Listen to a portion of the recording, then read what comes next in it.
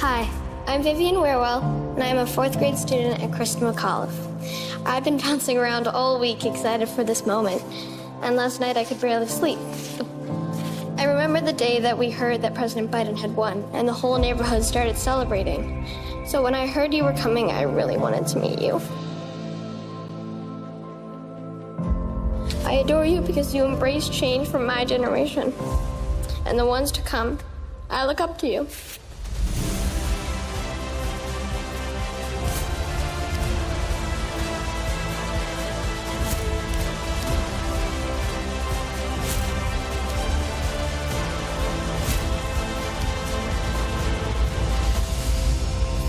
Now it is my honor to introduce our First Lady, Dr. Jill Biden.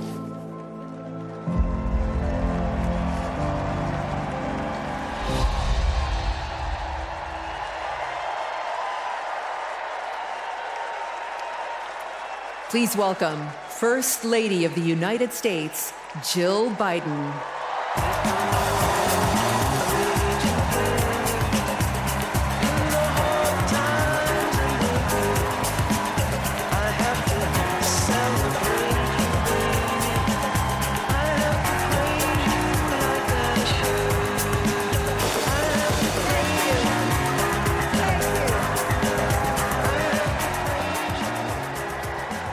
Thank you.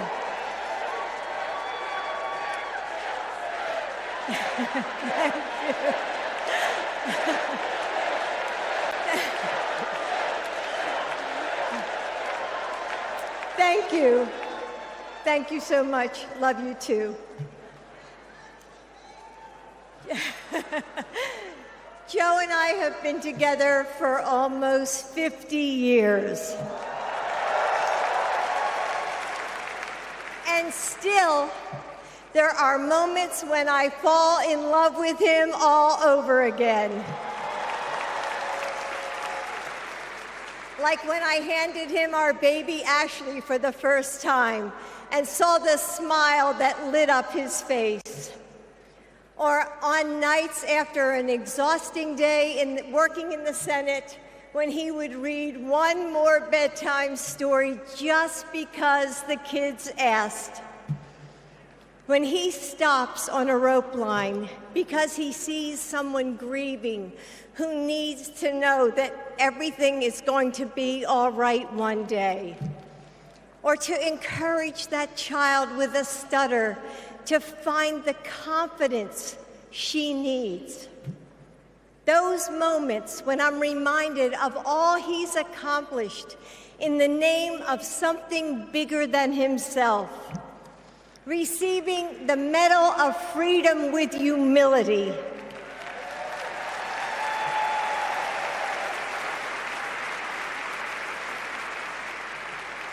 Placing his hand on our family Bible to take his oath of office.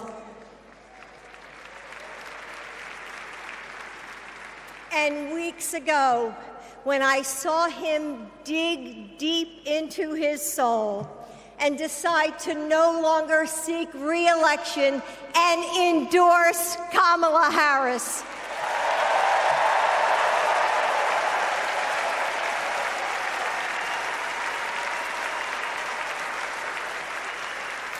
With faith and conviction, Joe knows that our nation's strength doesn't come from intimidation or cruelty. It comes from the small acts of kindness that heal deep wounds, from service to the communities that make us who we are, from love of a country that shines with promise and renewal. Kamala Harris knows that too.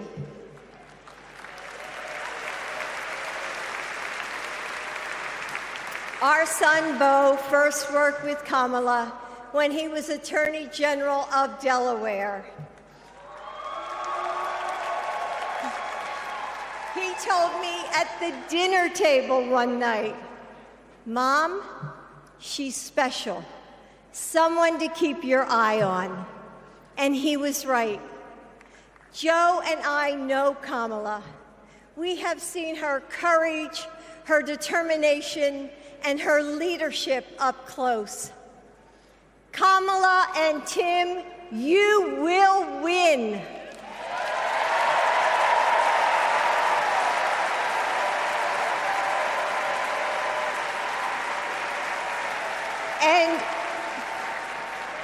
And you are inspiring a new generation. We are all a part of something bigger than ourselves, and we are stronger than we know. The future of our country is in the hands of those in this room and all of you watching at home. It's going to take all of us, and we can't afford to lose. With faith in each other, hope for a brighter future, and love for our country, we will fight and we will win together. Thank you. Thank you.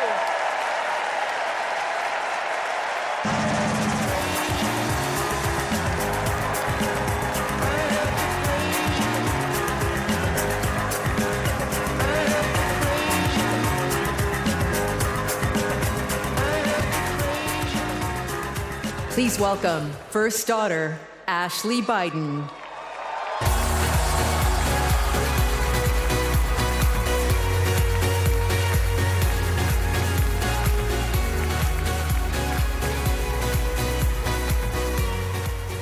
Good evening. I have this memory. It's the eve of my 8th birthday. Dad is still in D.C., tending to urgent matters in the Senate. That night, as a surprise, Mom told me, Bo, and Hunter to get in the car. I remember pulling up to the Wilmington Amtrak station, riding up the escalator to the platform. The train stops, doors open, and Dad steps out. As soon as I saw him, I run down that platform and jump into his arms. Like magic, Mom brought out a cake, they sang happy birthday, and I blew out the candles. Dad hugged me, and he said that he had to get back to work. He crossed to the southbound train, and off he went to D.C. That was a snapshot of one moment, of one day, on this extraordinary journey of being Joe Biden's daughter.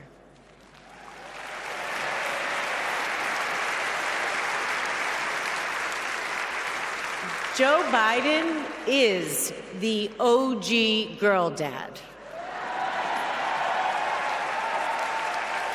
He told me I could be anything and I could do anything. As a child, I would sit on the leather chair in his office doing my homework, and he would sit next to me doing his work, drafting the Violence Against Women Act.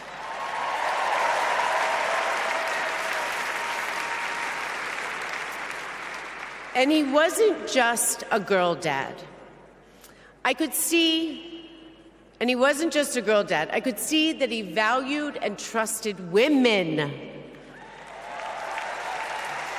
How he listened to his mother, how he believed in his sister, and most of all, how he respected mother's career. Dad was always there, doing everything he could to be a true partner to her. Dad, you always tell us, but we don't tell you enough, that you are the love of our lives and the life of our love.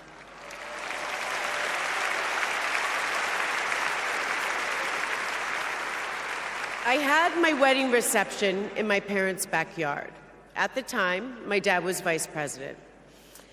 But he was also that dad who literally set up the entire reception. He was riding around in his John Deere four-wheeler, fixing the place settings, arranging the plants, and by the way, he was very emotional.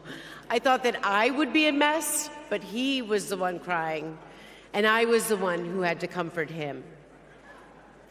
Before he walked me down the aisle, he turned to me and said that he would always be my best friend. All these years later, Dad, you are still my best friend. His example in service inspired my career. I'm a social worker in Philadelphia.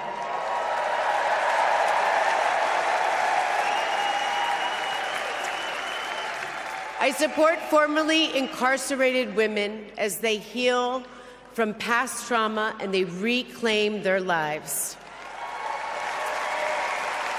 Dad always told me that I was no better than anybody else and nobody was better than me. He taught me that everyone deserves a fair shot and that we shouldn't leave anyone behind. That's what you learn from a fighter who has been underestimated his entire life. When I look at Dad, I see grace, strength, and humility. I see one of the most consequential leaders ever in history.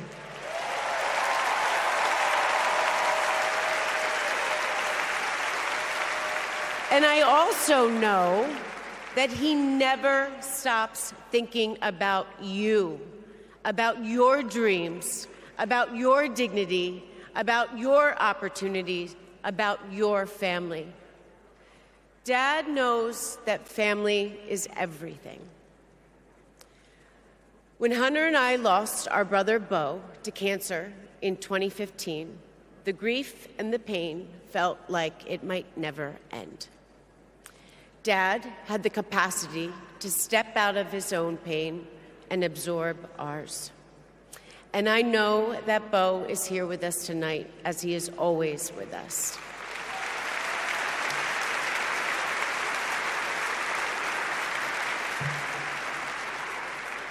After Bo passed, I got this tattoo on my wrist. It says, "Courage, dear heart." A reminder to myself to keep going, to get back up, like my dad has always done. He has taught me that a courageous heart is a miraculous thing. A courageous heart can heal a family. A courageous heart can heal a nation, and maybe even the world. And now, this election requires the courageous hearts of all of us. In 2020, my dad selected Kamala Harris to beat Donald Trump. And he knows in 2024, she will beat Donald Trump again.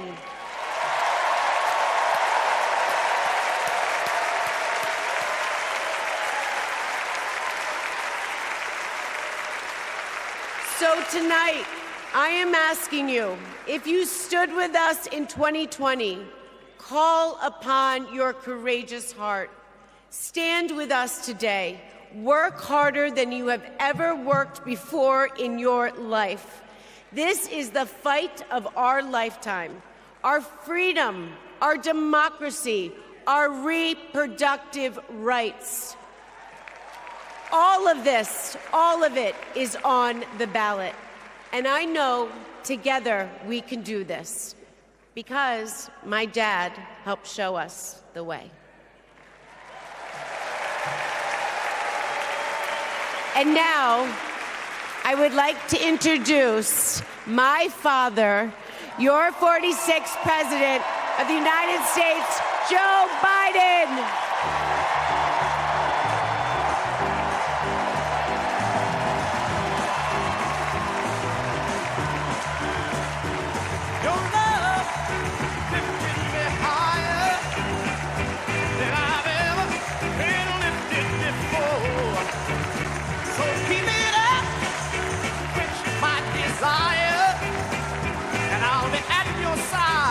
Forevermore, you know your love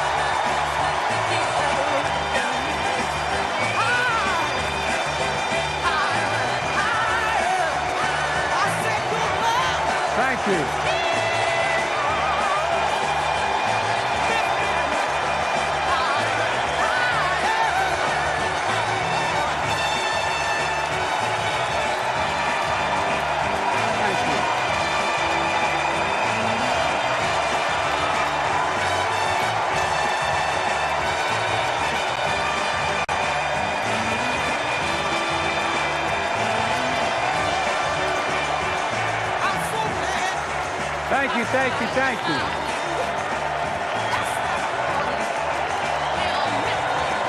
Thank you.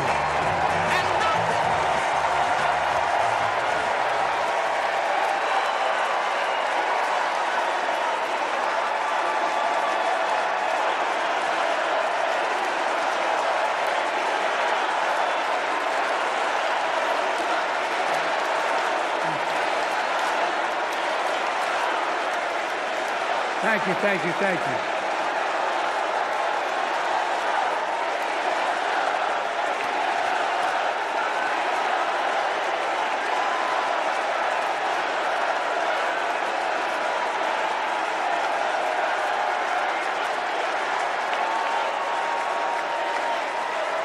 Thank you, thank you, thank you.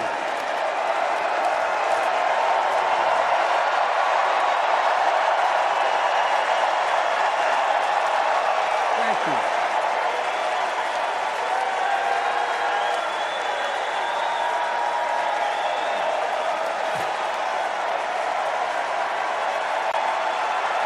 Thank you.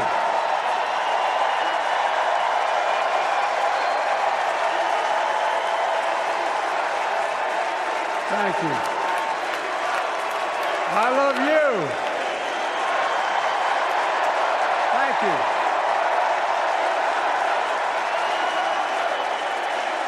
Thank you, thank you, thank you.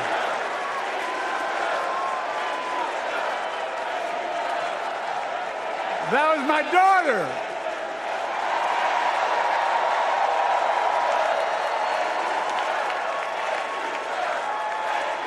Thank you.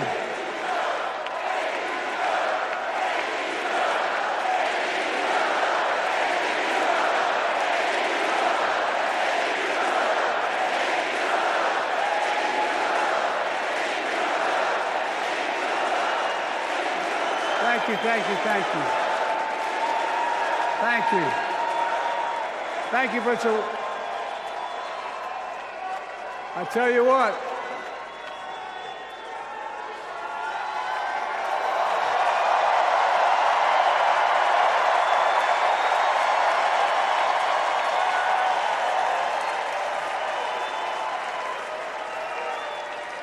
To my dearest daughter, Ashley, God love you, you're incredible.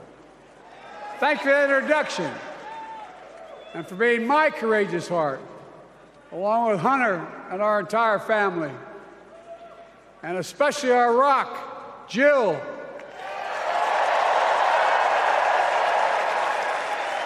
Who, as those of you who know us, she still leaves me both breathless and speechless. Everybody knows her. I love her more than she loves me. She walks down the stairs and I still get that going boom, boom, boom. Y'all will know me. No, I'm not kidding. Let's give a special round of applause to our First Lady, Jill Biden.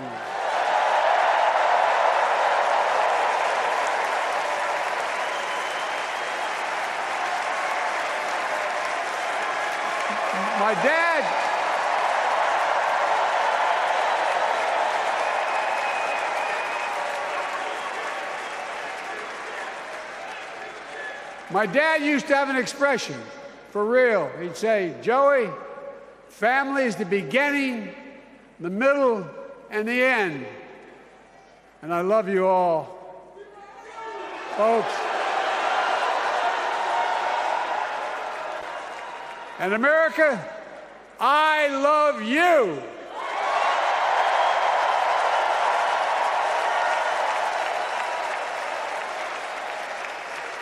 Folks, let me ask you.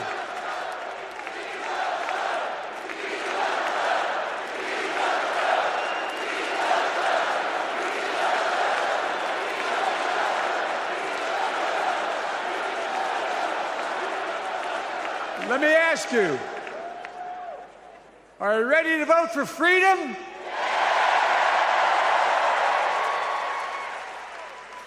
Are you ready to vote for democracy and for America? Let me ask you, are you ready to elect Kamala Harris and Tim Walz, President and Vice President of the United States?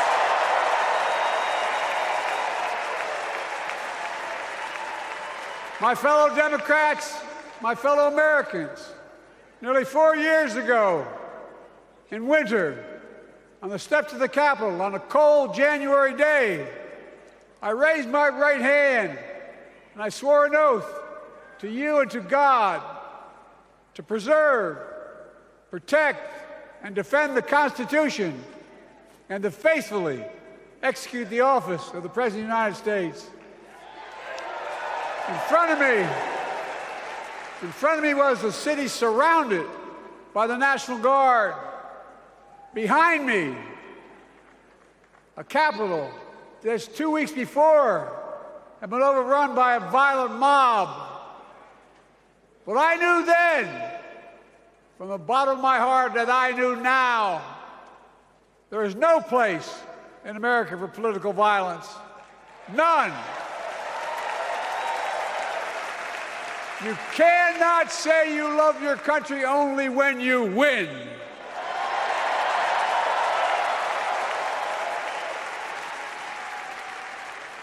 In that moment, I wasn't looking to the past.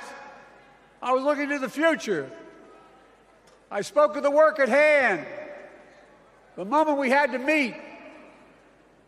It was, as I told you then, a winter of peril and possibility.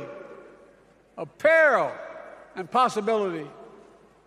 We're in the grip of a once-in-a-century pandemic, historic joblessness, a call for racial justice long overdue, clear and present threats to our very democracy. Thank you.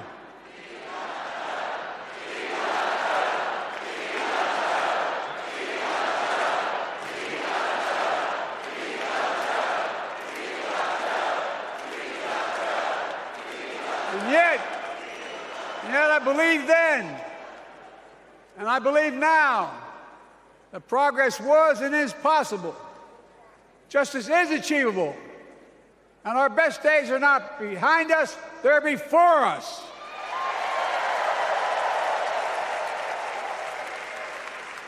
Now it's summer. The winter has passed. And with a grateful heart, I stand before you now on this August night to report that democracy has prevailed. Democracy has delivered. And now democracy must be preserved.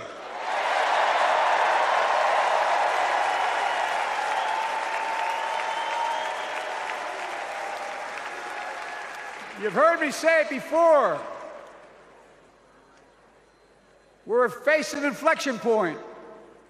One of those rare moments in history when the decisions we make now will determine the fate of our nation and the world for decades to come. That's not hyperbole, I mean it literally. We're in a battle for the very soul of America. I ran for president in 2020 because of what I saw in Charlottesville in August of 2017.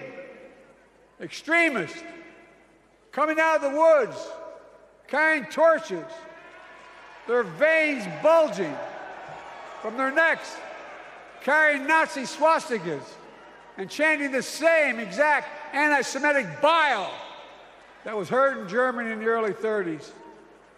Neo-Nazis, white supremacists, and the Ku Klux Klan, so emboldened by a president then in the White House that they saw as an ally. They didn't even bother to wear their hoods.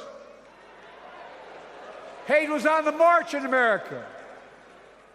Old ghosts and new garments, stirring up the oldest divisions, stoking the oldest fears, giving oxygen to the oldest forces that they long sought to tear apart America. In the process, a young woman was killed. When I contacted her mother, I asked about what happened. She told me. When the president was asked what he thought had happened, Donald Trump said, and I quote, There are very fine people on both sides. My God. That's what he said. That is what he said and what he meant. That's when I realized, had listened to the admonition of my dead son, I could not stay on the sidelines. So I ran.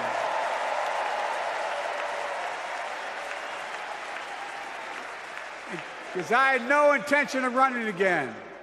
I just lost part of my soul. But I ran with a deep conviction.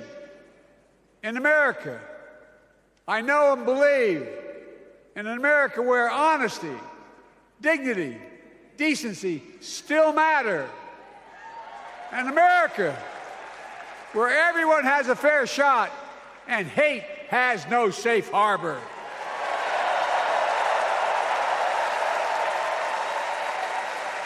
An America where the fundamental creed of this nation, that all of us are created equal, is still very much alive. And a broad coalition of Americans joined with me. 81 million voters voted for us, more than any time in all of history. Because of all of you in this room and others, we came together in 2020 to save democracy.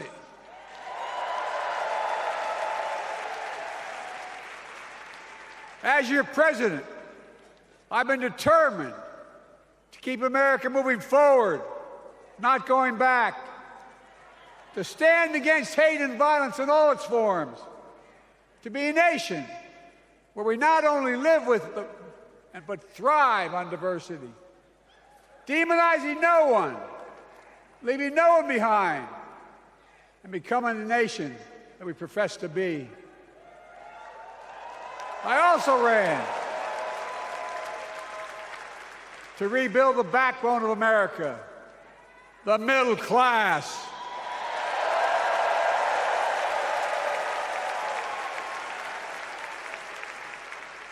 I made a commitment to you that I be a president for all Americans, whether you voted for me or not. We have done that. Studies show the major bills we have passed actually delivered more to red states than blue, because the job of the president is to deliver to all of America.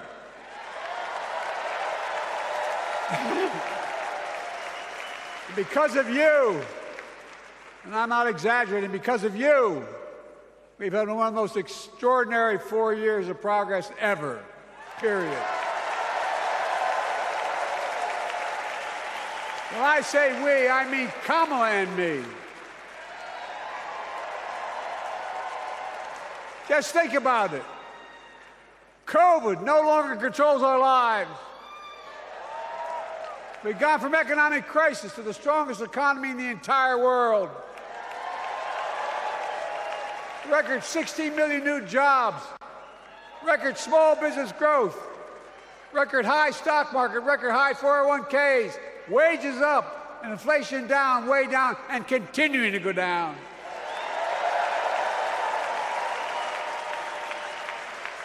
The smallest racial wealth gap in 20 years. And yes, we both know we have more to do, but we're moving in the right direction. More Americans have peace of mind that comes from having health insurance. More Americans have health insurance today than ever before in American history.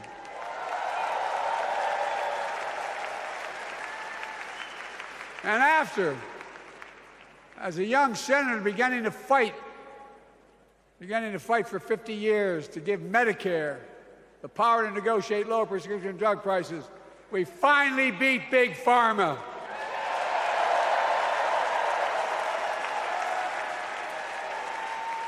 And guess who cast the tie-breaking vote? Vice President, soon-to-be President Kamala Harris.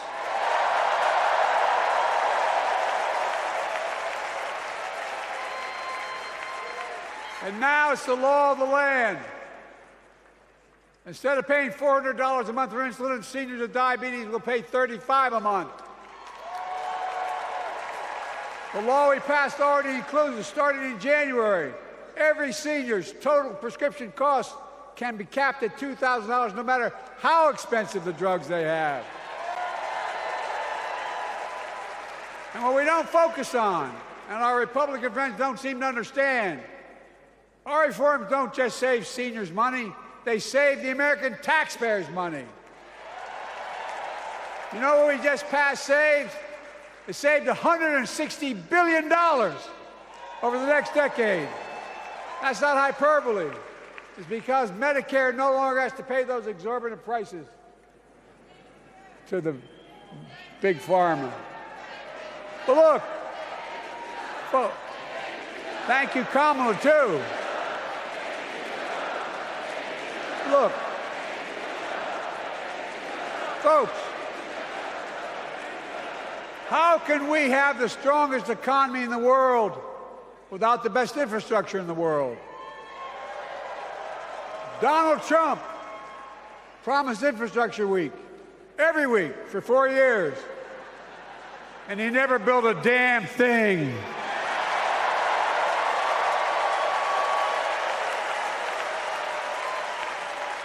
But now, because of what Kamala and I have done, remember we were told we couldn't get it done. Remember when we came into office, we couldn't get anything passed? But right now, we're giving America an infrastructure decade, not week. We're modernizing our roads, our bridges, our ports, our airports, our trains, our buses. We're removing every lead pipe from schools and homes so every child can drink clean water. We're providing affordable high-speed internet for every American, no matter where they live, not unlike what Roosevelt did with electricity. And so much more. We are uniting the country. We're growing our economy. We're improving our quality of life. And we're building a better America.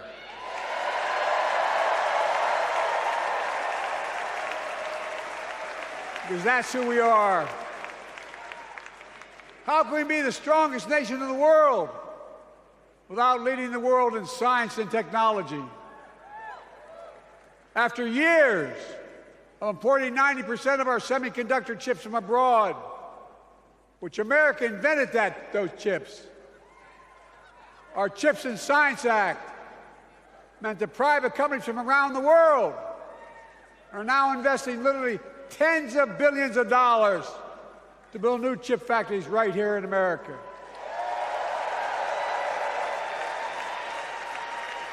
And over that period, they'll create tens of thousands of jobs. And many of those jobs in the so-called fabs, the buildings that make the chips, that are being constructed now. And guess what? The average salary in those fabs, size of a football field, will be over $100,000 a year, and you don't need a college degree.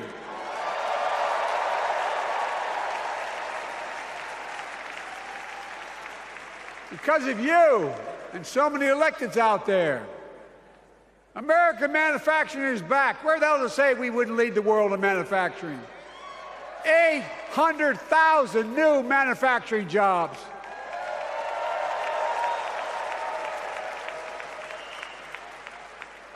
Our Republican friends and others made sure they'd go abroad to get the cheapest labor. We used to import products and export jobs. Now we export American products and create American jobs right here in America, where jobs belong. With every new job, with every new factory, pride and hope is being brought back to communities throughout the country that were left behind. You know you're from them, many of you. You know what it's like when that factory closed, where your mother, your father, your grandmother, or grandfather worked.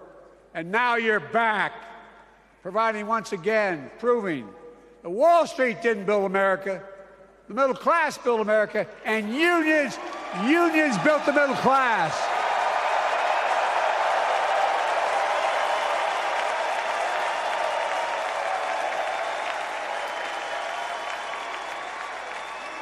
It's been my view since I came to the Senate. And that's why I'm proud to have been the first president to walk a picket line.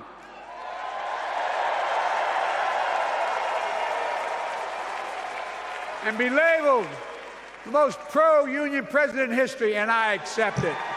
It's a fact.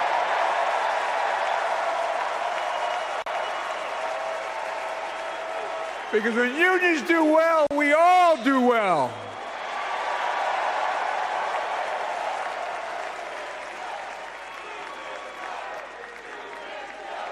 You got it, man. You got it.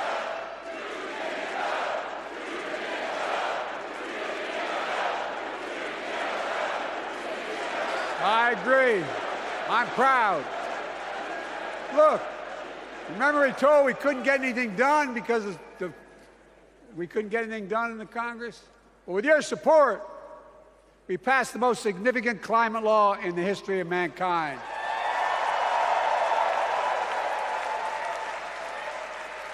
Over $370 billion. Cutting carbon emissions in half by 2030. Launching a climate corps, similar to AmeriCorps and Peace Corps, creating tens of thousands of jobs for young people of the future who are going to make sure this continues.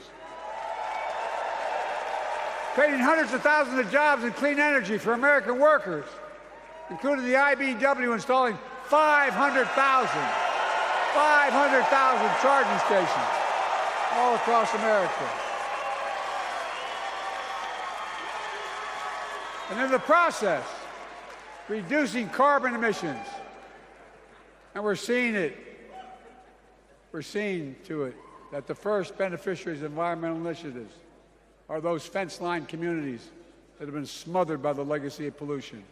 Louisiana and Delaware, Route 9.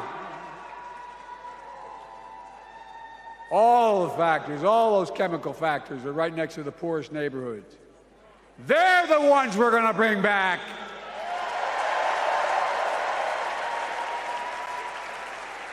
And how? How can we be the greatest nation in the world without the best education system in the world? Donald Trump and the Republican friends, they not only can't think, they can't read very well. Seriously, think about it. Look at their Project 2025. They want to do away with the Department of Education. Well, during the pandemic, Kamala and I helped states and cities get back their schools back open. And we gave public school teachers a raise.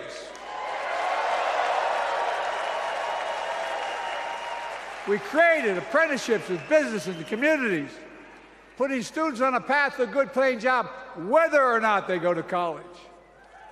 And by the way, we're making college a hell of a lot more affordable. Increasing Pell Grants by $900. Over $15 billion to HBCUs. Minority service education, including Hispanic institutions and tribal colleges.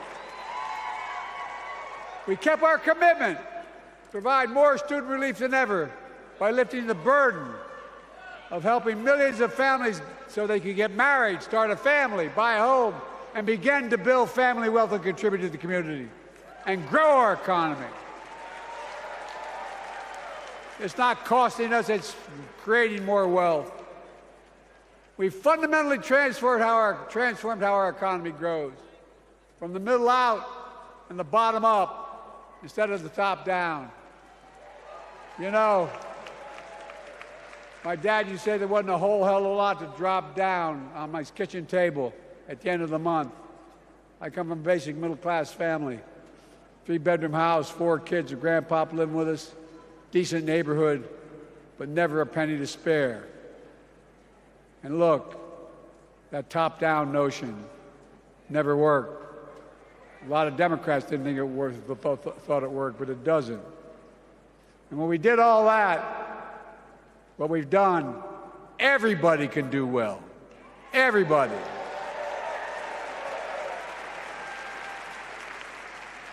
Donald Trump calls America a failing nation. No, I'm serious. But think about this. Think about this. He publicly says to the whole world, I'm going to say something outrageous, I know more foreign leaders by their first names and know them well than anybody alive, just because I'm so damn old. But I'm not joking.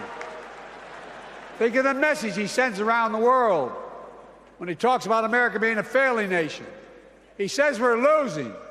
He's the loser. He's dead wrong.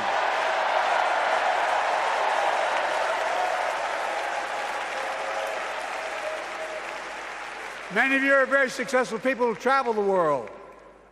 Name me a country in the world that doesn't think we're the leading nation in the world. Without America, not a joke, think about it. I'm being literal. Who could lead the world other than the United States of America? Well, guess what? America's winning, and the world's better off for it. America's more prosperous, and Americans are safer today than under Donald Trump. Trump continues to lie about crime in America, like everything else. Guess what? On his watch, the murder rate went up 30%, the biggest increase in history. Meanwhile, we made the largest investment, Kamala and I, in public safety ever.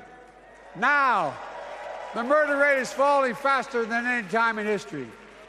Violent crime has dropped to the lowest level in more than 50 years. And crime will keep coming down when we put a prosecutor in the Oval Office instead of a convicted felon.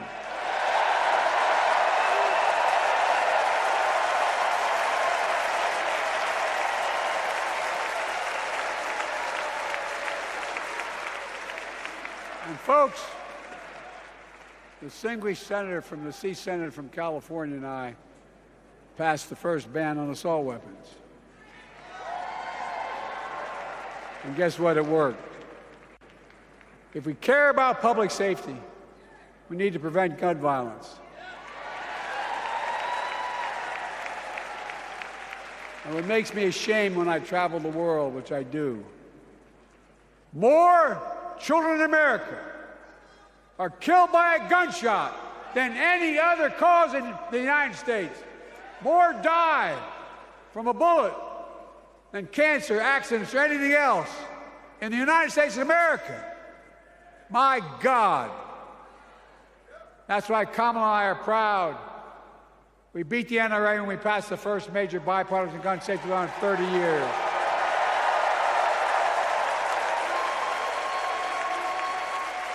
I'm serious.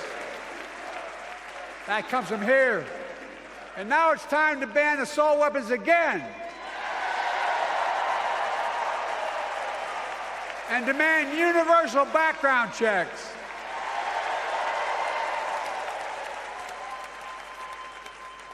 It's hard. I never thought I'd stand before a crowd of Democrats and refer to a president as a liar so many times. No, I'm not trying to be funny. It's sad. Trump continues to lie about the border. Here's what he won't tell you. Trump killed the strongest bipartisan border deal in the history of the United States that we negotiated with the Senate Republicans. It took 4 weeks.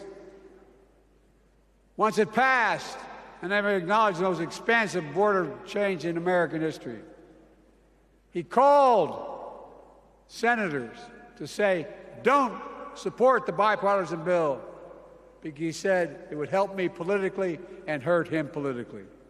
My God. No, I'm serious. Think about it. Not a joke. Ask even the press who doesn't like me. They'll tell you that's true. Typically Trump, once again, putting himself first and America last. Then I had to take executive action. The result of the executive action I took, border encounters have dropped over 50%. In fact, there are fewer border crossings today than when Donald Trump left office. And unlike Trump, we will not demonize immigrants, saying they're the poison of blood of America. Poison the blood of our country. Kamala and I are committed to strengthening legal immigration, including protecting dreamers and more.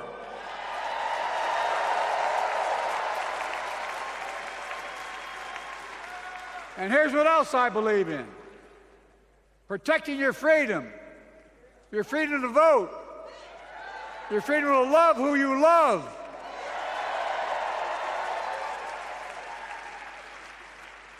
and your freedom to choose.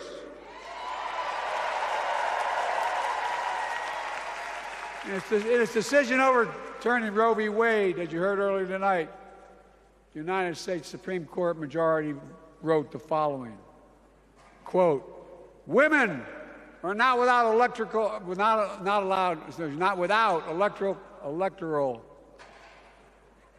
or political power." No kidding. MAGA Republicans found out the power of women in 2022. And Donald Trump is going to find out the power of women in 2024. Watch.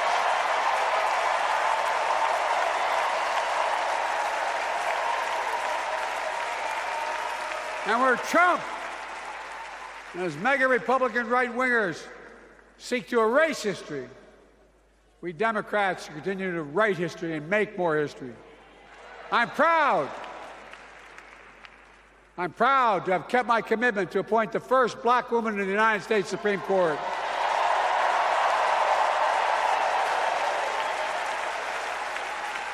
Ketanji Brown Jackson, a symbol for every young woman in America that you can do anything. I'm proud that I've kept my commitment to have an administration that looks like America and that taps in to the full talent of our nation. The most diverse cabinet in history, including the first black woman of South Asian descent to serve as vice president. And will soon serve as the 47th president of the United States.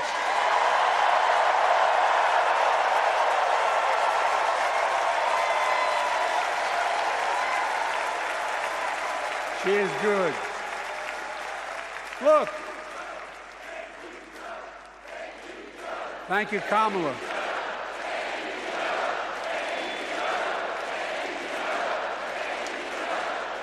Folks, I've long said we have many obligations as a nation, but I got in trouble years ago for saying I'd make no apologies.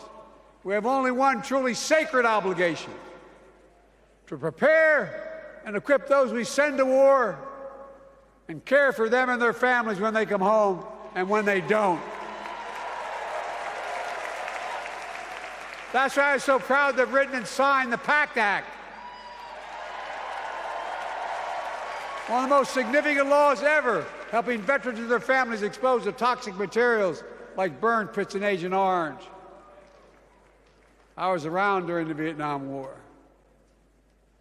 It's hard. Nobody was able to prove that their illness was a consequence of Agent Orange. And no one was able to prove initially that because they lived in burn pits like my son lived next to in Iraq for a year, that is the cause of their illness. But because of the PACT Act, a surviving spouse with 2 children is now eligible for a stipend of about $3,000 a month. And those children who lost a parent are eligible for tuition benefits to go to college and to get job training. It's already helping over 1 million veterans and their families just so far. Well, I love them, and I'm so proud of my son's service. We get it. But guess who doesn't get it and doesn't respect our veterans? We know from his own chief of staff, the 4-star General John Kelly, that Trump, when in Europe, would not go to the grave sites in France. The brave service members who gave their lives to this country. He called them suckers and losers. Who in the hell does he think he is? Who does he think he is? There's no words for a person. They are not the words of a person not worthy of being commander-in-chief. Period. Not then, not now, and not ever. I mean that. I mean that from the bottom of my heart.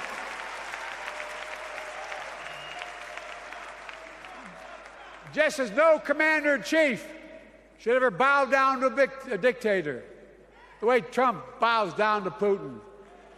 I never have, and I promise you, Kamala Harris will never do it. Will never bow down.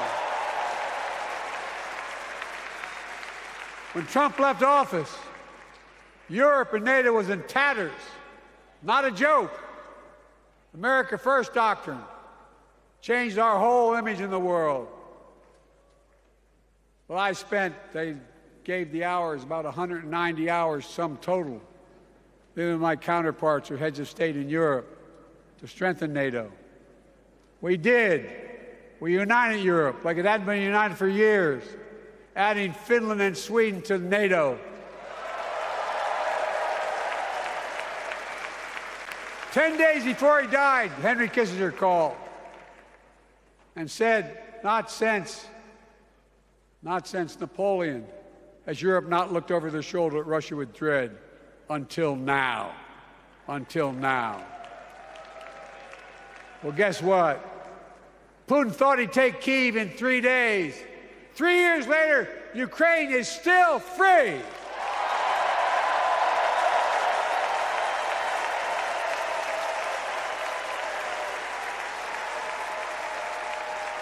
When I came to office, the conventional wisdom was that China would inevitably surpass the United States. They haven't noticed. No one's saying that now.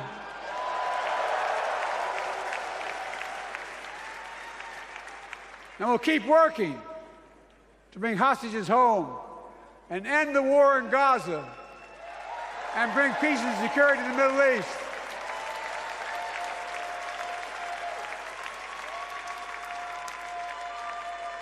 As you know, I wrote a peace treaty for Gaza. A few days ago, I put forward a proposal that brought us closer to doing that than we've done since October 7th. We're working around the clock, my Secretary of State, to prevent a wider war and reunite hostages with their families and surge humanitarian health and food assistance into Gaza now. To end the civilian suffering of the Palestinian people, and finally deliver a ceasefire and end this war.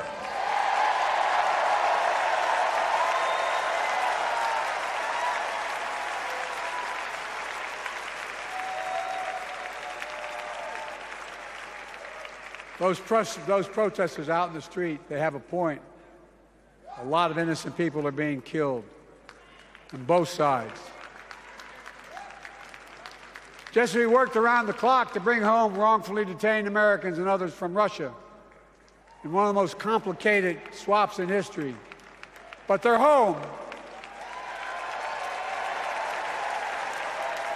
Kamala and I are going to keep working to bring all Americans wrongfully detained around the world home. I mean it.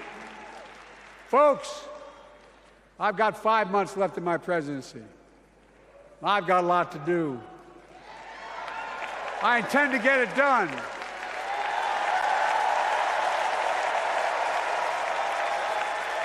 It's been the honor of my lifetime to serve as your president. I love the job, but I love my country more. I love my country more.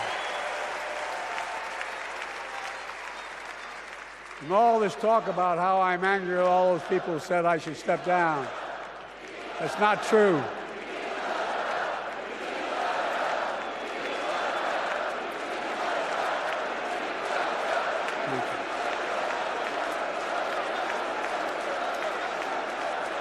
I love my country more, and we need to preserve our democracy. In 2024, we need you to vote. We need you to keep the Senate. We need you to win back the House of Representatives. And above all, we need you to beat Donald Trump.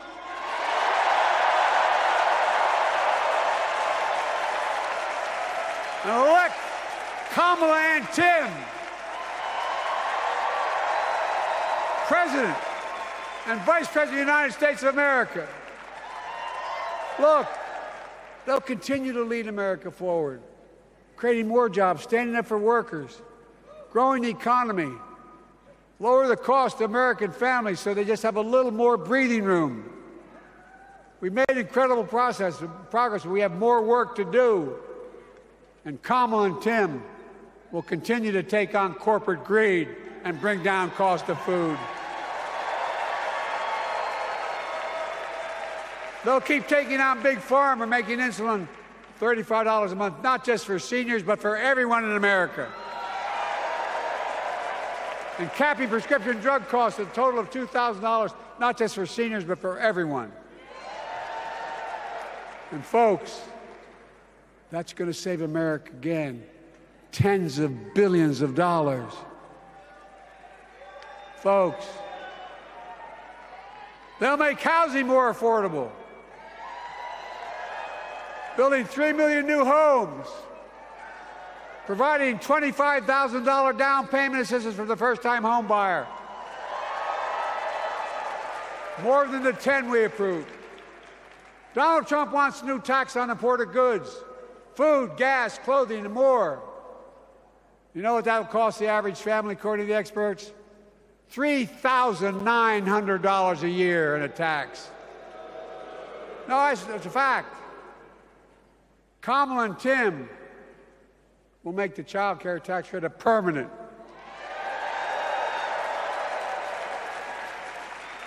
Lifting millions of children out of poverty and helping millions of families get ahead. But you know what Trump has? He created the largest debt any president had in 4 years with his $2 trillion tax cut for the wealthy. Well, Trump has a new plan. He wants to provide a $5 billion tax cut for corporations and the very wealthy. Read it.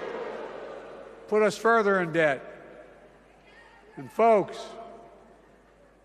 you know we have 1,000 billionaires in America. You know what their average tax rate they pay? 8.2%.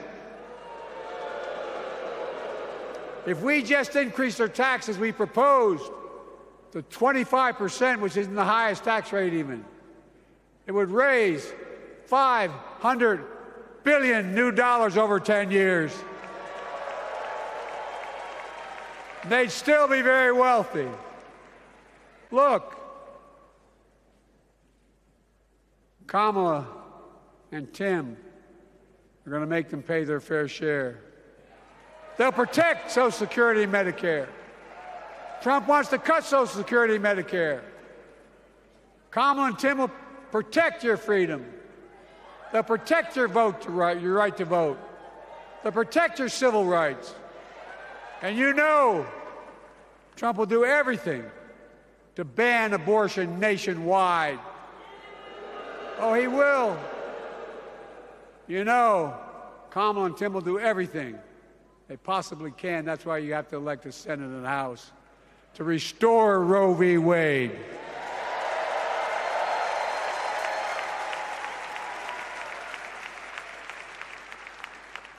The ancient Greeks taught us that character is destiny. Character is destiny. For me and Jill, we know Kamala and Doug are people of character. It's been our honor to serve alongside them. And we know that Tim and Gwen Waltz are also people of great character. Selecting Kamala was the very first decision I made when I became our nominee. And it was the best decision I made my whole career.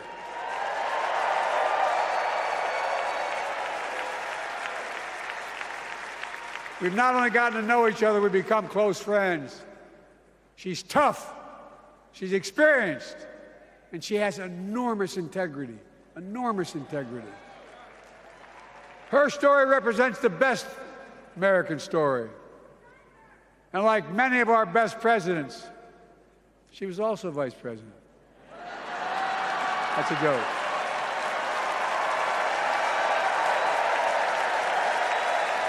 But she'll be a president our children can look up to. She'll be a president respected by world leaders because she already is.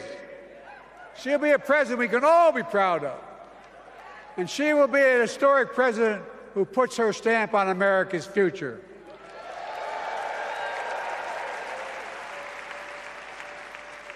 This will be the first presidential election since January 6th. On that day, we almost lost everything about who we are as a country. And that threat, this is not hyperbole, that threat is still very much alive. Donald Trump says he will refuse to accept the election result if he loses again. Think about that. He means it. Think about that. He's promising a bloodbath if he loses, in his words. And that he'll be a dictator on day one, in his own words. By the way, this sucker means it. No, I'm not joking. Think about it. Anybody else said that in the past, you'd think he was crazy. He is crazy, but you'd think it was an exaggeration, but he means it. We can't let that happen.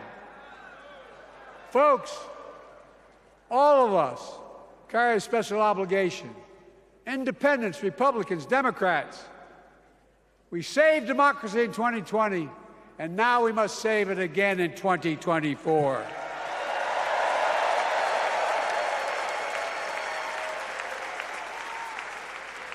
The vote of each of us cast this year will determine whether democracy and freedom will prevail. It's that simple. It's that serious. And the power is literally in your hands. History is in your hands. Not hyperbole.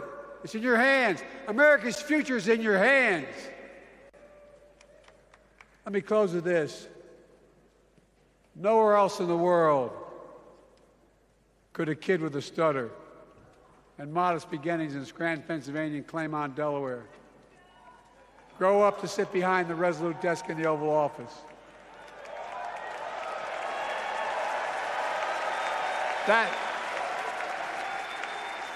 That's because America is and always has been a nation of possibilities.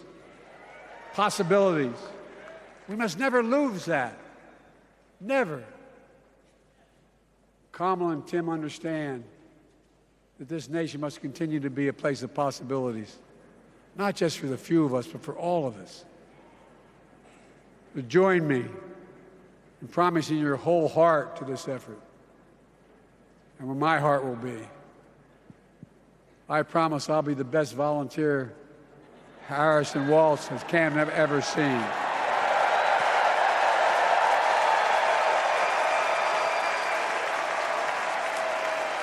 Each of us has a part in the American story. For me and my family, there's a song that means a lot to us, that captures the best of who we are as a nation. The song is called American Anthem. There's one verse that stands out, and I can't sing worth a damn, so I'm not going to try. I'll just quote it. The work and prayers of centuries have brought us to this day. What shall our legacy be? What will our children say? Let me know in my heart, when my days are through, America, America, I gave my best to you.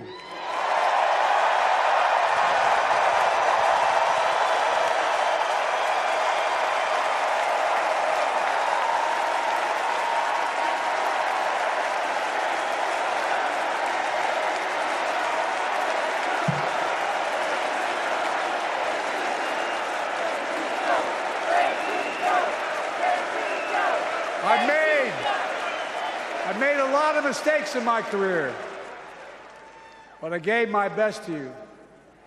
For 50 years, like many of you, I've given my heart and soul to our nation. And I've been blessed a million times in return with the support of the American people. I've either been too young to be in the Senate because I wasn't 30 yet, and too old to stay as president. But I hope you know how grateful I am to all of you. I can honestly say, and I mean this from the bottom, give you my word as a Biden, I can honestly say I'm more optimistic about the future than I was when I was elected as a 29-year-old United States Senator. I mean it. Folks, we just have to remember who we are. We're the United States of America.